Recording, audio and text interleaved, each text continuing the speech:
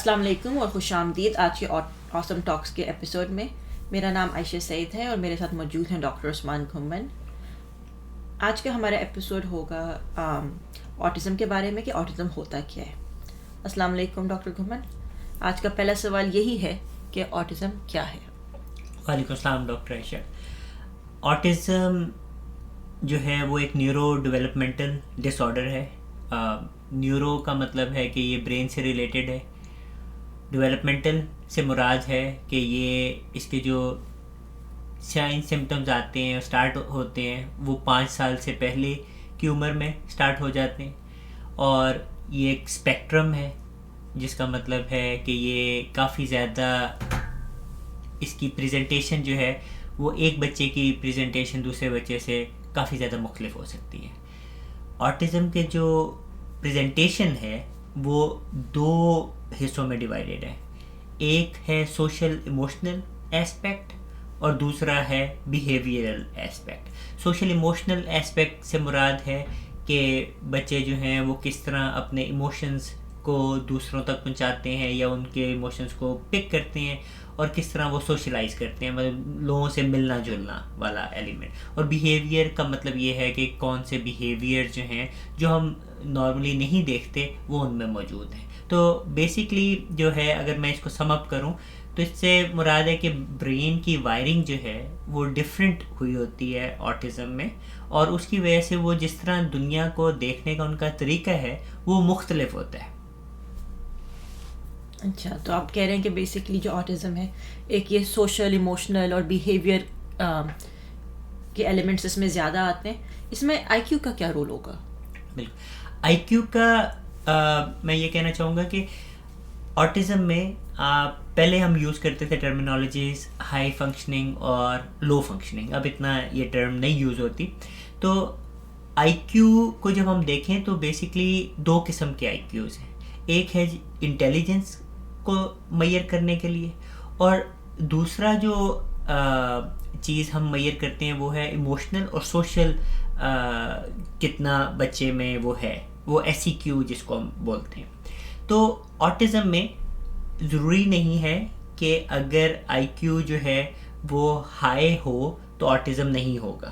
تو high functioning جو بچے ہیں آٹزم کے ان میں کیا ہوتا ہے کہ بیسکلی آئی کیو ہائی ہوتا ہے اور جو ایس سی کیو ہے وہ لو ہوتا ہے. اس سے وہ اسکول میں اچھا پرفارم کر سکتے ہیں, مگر سوشل سیٹنگ میں دوست بنانے کی باری آئے گی یا پھر لوگوں کے ساتھ انٹریکٹ کرنے کی باری آئے گی تو اس میں ان کو مشکلات کا سامنا کرنا پڑتا ہے. جبکہ جو لو فنکشننگ ہے ان میں آئی کیو اور ایس سی کیو دونوں ہی کم ہوتے ہیں. تو وہ والے بچے عموماً زیادہ جلدی پک ہو جاتے ہیں کیونکہ وہ اسکول میں بھی اسٹرگل کر رہے ہوتے ہیں اور اسکول سے باہر یا پھر تعلیم کے علاوہ بھی جو چیزیں ہوتی ہیں اس میں بھی اسٹرگل کر رہی ہوتی ہیں. تو آئی کیو ہو گیا یا پھر وربل کیپیسٹی ہوگی, ان چیزوں سے یہ نہیں ثابت ہوتا کہ بچے کو آٹزم نہیں ہے یا بچے کو آٹزم ہے.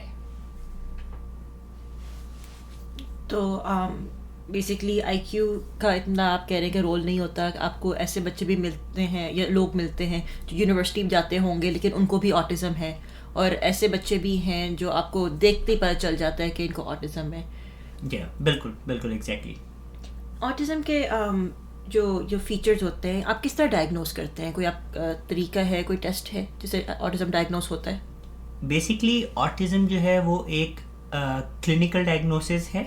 اس میں ہم DSM-5 کا کرائٹیریا ہے اس کو ہم فالو کرتے ہیں, اور اس کرائٹیریا میں مینلی جو ہے وہ 2 کیٹیگریز ہیں جیسے میں نے مینشن کیا کہ سوشل اور ایموشنل پیس اور دین بیہیویئر پیس. اور ہم مختلف انٹرویو کے ذریعے پتہ لگاتے ہیں کہ آیا وہ بچہ جو ہے وہ کرائٹیریا میٹ کر رہا ہے ان چیزوں کے ساتھ یا نہیں. اور اس کے علاوہ جو ہے وہ ہمیں یہ بھی ذہن میں رکھنا چاہیے کہ آٹزم صرف اور صرف سوشل ایموشنل اور بیہیویئر تک ہی محدود نہیں رہتا, بلکہ اس میں کافی ساری اور بھی چیزیں ہیں جو افیکٹ ہوتی ہیں. مثال کے طور پہ اسپیچ ہو گئی, سینسری سینسٹیوٹیز حساسیت جو ہے وہ کچھ بچے جو ہیں وہ کچھ خاص چیزیں کھاتے ہیں کچھ نہیں کھاتے ہیں, کچھ لوگوں کو ٹیگس وغیرہ یہ چیزیں بادر کرتی ہیں. پھر اس کے علاوہ ایگزیکٹو فنکشننگ کہ کس طرح آپ جو ہے وہ میموری کیسی ہے, لرننگ کیسی ہے. اس کے علاوہ ڈائٹ افیکٹ ہو سکتی ہے, نیند افیکٹ ہو سکتی ہے. تو بیسکلی آٹزم کا جو آپ کہہ لیں کہ کور فیچر جو ہے نا, مین جو فیچرز ہیں وہ ڈیفینیٹلی سوشل ایموشنل اور بیہیویئر ہیں, مگر اس کے علاوہ بھی بہت ساری ایسی چیزیں ہیں جو کہ آٹزم میں دیکھنے کو ملتی ہیں. ہمارا جو اگلا سوال یہ ہے کہ ہم لوگ جیسے بچوں کو ڈسکرائب کرتے ہیں تو اس میں یہ ہوتا ہے کہ بچہ زیادہ آٹسٹک ہے یا بچہ کم آٹسٹک ہے, کہ ایک لینئر پیٹرن ہوتا ہے. تو جو D S M terminology use کرتی ہے وہ لیولز میں اس کو ڈیوائڈ کرتی ہے. تو وہاں پہ 3 لیول ہیں, لیول 1, لیول 2 اور لیول 3. لیول 1 آٹزم کا مطلب یہ ہے کہ بہت ہی معمولی سی ہیلپ چاہیے بچے کو اپنی روزمرہ کی لائف کو چلانے میں, اور لیول 3 کا مطلب یہ ہے کہ بہت زیادہ ہیلپ چاہیے. تو بیسک فرق جو ہے وہ انٹینسٹی کا ہے کہ ایک طرف آپ کو بالکل بس تھوڑا سا اس کو گائیڈ کرنا ہے کہ یہ کرو. مثال کے طور پہ کسی بچے کو کہا کہ جا کے نہا کے آ جاؤ, وہ نہا کے واپس آ گیا. اور لیول 3 میں ہو سکتا ہے آپ کو ہاتھ پکڑ کے برش پیسٹ لگانی پڑے اور بہت ہی زیادہ ہیلپ چاہیے. اور لیول 2 جو ہے وہ ان دونوں کے بیچ میں ہے. یہ ہے لینئر ریپریزنٹیشن. اس کے برعکس اب جو ہم کوشش کر رہے ہیں کہ یوز کریں زیادہ اپنے کلینک پہ بھی اور جگہوں پہ بھی, تو اس میں آتے ہیں ایک آٹزم ویل کے نام سے, کہ مطلب ایک پہیے کی شکل میں. اور اس میں جو آپ کو میں نے ابھی مین کور فیچرز اور ایسوسیٹڈ فیچرز ابھی بتائے ہیں, اس کو اس ویل کے اوپر ہم پریزنٹ کریں تاکہ ہمیں پتہ چل سکے کہ بچہ جو ہے وہ کون کون سی چیزوں میں بہتر کر رہا ہے اور کون کون سی چیزوں میں اسٹرگل کر رہا ہے. اور اس سے علاوہ کمیونیکیشن تو ہم کر پائیں گے اس سے دوسرے ڈاکٹرز کے ساتھ اور پیرنٹس کے ساتھ, مگر اس سے ہم پروگریس کو بھی دیکھ سکتے ہیں کہ 6 مہینے کے بعد میں دوبارہ ایک آٹزم ویل اگر دیکھتا ہوں تو اس میں پتہ چلے گا کہ پہلے کیا نظر آیا اور اب کتنی بہتری آئی ہے کس پورشن میں. اچھا. اور ہم لوگ عموماً سنتے ہیں کہ آٹزم ایک بیماری نہیں ہے, ایک کنڈیشن ہے. تو پھر پیشنٹس مطلب ایک سائیکائٹرسٹ کے پاس پھر کیوں آتے ہیں؟ سائیکائٹرسٹ کے پاس آنے کی ملٹیپل وجوہات ہوتی ہیں ان بچوں کے لیے جن کو آٹزم کا شک ہے یا پھر ان کو ڈائگنوز ہے. اگر فرض کریں آپ آتے ہیں کہ مجھے لگتا ہے کہ کچھ فیچرز ایسی ہیں جو میرے بچے میں پائے جاتے ہیں, تو سب سے پہلا تو تشخیص کا ہوتا ہے کہ ڈائگنوسٹک کرائٹیریا آپ اس کو گو تھرو کرتے ہیں اور کنفرم کرتے ہیں کہ آیا اس بچے کو آٹزم ہے کہ نہیں. دوسرے نمبر پہ جو ہے وہ ایک یہ ملٹی ڈسپلنری اپروچ ہے. سائیکائٹرسٹ جو ہے وہ خالی سب کچھ نہیں کر سکتا. تو سائیکائٹرسٹ جو ہے وہ مین پرسن ہو سکتا ہے جو کہ مختلف لوگوں کے ساتھ, مثال کے طور پہ اگر اسپیچ تھراپسٹ ہے, آکوپیشنل تھراپسٹ ہے, پیڈیاٹریشین ہے, ان سب کو جو ہے وہ جوڑتا ہے.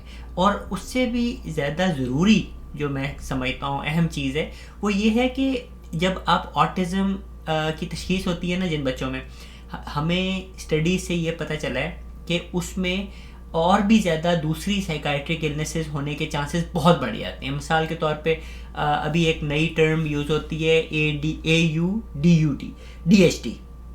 سو مطلب ADHD کو اور آٹزم کو بیسکلی جوڑ دیا گیا ہے. تو 70 ہمارے ایک سیمپل سائز میں 70% جو بچے تھے جن کو آٹزم تھا ان کو ADHD بھی تھا. تو اس کے علاوہ ان بچوں میں ڈپریشن ہونے کے چانسز کافی زیادہ بڑھ جاتے ہیں, انگزائٹی بہت زیادہ ہوتی ہے, OCD سے لے کے باقی چیزیں. اس کا یہ آٹزم ہونے کا مطلب یہ نہیں ہے کہ صرف آٹزم ہو گیا اور بات ختم ہو گئی. اس کا مطلب یہ ہے کہ اب زیادہ چانسز ہیں کہ باقی چیزیں بھی ہو سکتی ہیں, اور کیونکہ بچہ اسٹرگل کر رہا ہے کمیونیکیٹ کرنے میں اور اپنی جو جذبات ہے اور بتانے میں, تو اب تو بلکہ اور بھی زیادہ ضروری ہو گیا ہے کہ آپ نے کلوزلی مانیٹر کرنا ہے اس بچے کو تاکہ آپ کوئی چیز مس نہ کر سکیں. تو اور اس کے بعد جو نیکسٹ اسٹیپ میں کہوں گا وہ یہ ہے کہ کچھ جگہوں پہ, ہمیشہ نہیں مگر کافی جگہوں پہ میڈیسن کا ایک رول ہوتا ہے کہ اگر بچے میں کوئی خاص سمٹمز ہیں اریٹیبلٹی کے, مطلب چڑچڑاہٹ کے اور مختلف چیزوں کے, تو میڈیسن جو ہے وہ بھی پرسکرائب کرنا سائیکائٹرسٹ کا کام ہے اور اس کو فالو اپ کرنا. یہ ایک بیسکلی میں سمجھتا ہوں سائیکائٹرسٹ کا رول ہے. اچھا، تو بیسکلی آپ لوگ کیا کہتے ہیں، دوائی دیتے ہیں ایسوسیٹیڈ ڈس آرڈرس کے لیے، مطلب آٹزم کے لیے نہیں دوائی ہوتی، لیکن اگر بچے کو ساتھ میں انگزائٹی یا ڈپریشن جیسے آپ نے کہا ہے تو ان کے لیے پھر اس چیز کے لیے بھی دوائی ہوتی بالکل ہے. جی. ٹھیک ہے. اچھا ڈاکٹر کھمن، ہمارا آخری سوال یہ ہے کہ جن والدین کے چھوٹے بچے ہوتے ہیں وہ کون سے فیچرز یا کون سی عادتوں پہ نظر رکھیں کہ ان کے اندر آٹزم کا ڈائگنوز مس نہ ہو جائے؟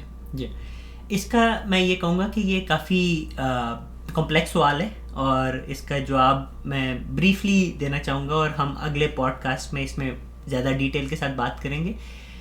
مین جب بچے چھوٹے ہیں تو کافی چھوٹی عمر میں وہ رسپونڈ کرنے لگ جاتے ہیں. مثال کے طور پہ کسی کا نام علی ہے یا حمزہ ہے تو ماں یا باپ ان کو آواز دیتے تو وہ اپنا سر گھماتے ہیں اس طرف کو. تو اگر آپ کا بچہ رسپونڈ نہیں کر رہا، ٹھیک ہے. پھر دوسرے نمبر پہ اگر کوئی بچہ جو ہے وہ پوائنٹ نہیں کرتا یا کوئی چیز لا کے نہیں دکھاتا تو وہ ایک ریڈ فلیگ سمجھا جا سکتا ہے. پھر اس کے علاوہ دوسرے بچوں کے ساتھ جو انٹریکشن ہے اس میں بھی آپ نے دیکھنا ہے کہ کبھی بار بچہ نہیں چاہ رہا ہوتا کہ میں کھیلوں کسی کے ساتھ، مگر اگر یہ چیز ہوتی جا رہی ہے وہ ایک ریڈ فلیگ کہا جائے گا. پھر اس کے علاوہ اگر آپ دیکھتے ہیں کہ بچہ جو ہے وہ کچھ کھانوں میں کچھ خاص کھانا کھاتا ہے، کچھ کھانے نہیں کھاتا، یا کوئی کپڑے جو ہیں اس کو بادر کرتے ہیں. اس کے علاوہ اگر ایک کھلونا ہے، جس طرح مثال کے طور پہ بچے جو ہیں وہ مختلف چیزوں سے کھیلتے ہیں، کبھی 2-4 دن یا ایک ہفتہ ایک کچھ کھلونا کھیلا، پھر دوسرے پہ چلے گئے، یا پھر کھلونوں سے بھی کھیلا، کچھ اور بھی باہر بھی کھیلا. تو اگر تو ایک ہی کھلونا ہے جس کے ساتھ وہ ہر وقت کھیلتے رہتے ہیں، اس کو بھی ہم سمجھتے ہیں کہ آپ کو مطلب اس سے کچھ چیز ثابت نہیں ہوتی، بس یہ کچھ ہنٹس ہیں جن پہ آپ نے نظر رکھنی ہوتی ہے کہ یار اگر یہ ہے تو کیا کوئی اور چیزیں بھی ہیں. اور اس کا ایک جو سب سے اچھا میں کہوں گا فیچر جو کہ پیرنٹس کے لیے ہے وہ یہ ہے کہ ایک ایم چیٹ کے نام سے ایک کویسچنیئر ہے جس کی اردو ٹرانسلیشن بھی ہے، اور میں امید کرتا ہوں کہ ہم اپنے پوڈ کاسٹ میں بھی لنک میں بھی وہ اس کا لنک دے دیں گے. تو اس میں کافی زیادہ یہ سوال جو ہیں وہ ڈیٹیل میں پوچھے گئے ہیں. تو آپ ان سوالوں کے گزر سکتے ہیں، اور اس کے اکثر جواب جو ہاں یا نہیں میں ہیں. تو وہ سوال پوچھیں گے کہ کیا آپ کا بچہ اپنی آواز سن کے، اپنا نام سن کے آپ کی طرف متوجہ ہوتا ہے، ہاں یا نہیں. تو جب آپ اس میں یہ بھی ہے کہ نہ صرف سوال وہاں پہ موجود ہیں، بلکہ اینڈ پہ جو ہے وہ اسکور بھی آ جاتا ہے، اور اس میں بتایا جاتا ہے کہ کیا چانسز ہیں کہ اس کو آٹزم کی طرف جا رہا ہے بچہ. تو وہ میں سمجھتا ہوں کہ بہت زیادہ ایک فائدے مند جو ہے وہ کویسچنیئر ہے جو کہ پیرنٹس کے لیے اچھا ہو سکتا ہے. تھینک یو ڈاکٹر کمن، بہت بہت شکریہ اپنا ٹائم کا اور ہمارے سوالات کا جواب دینے کا.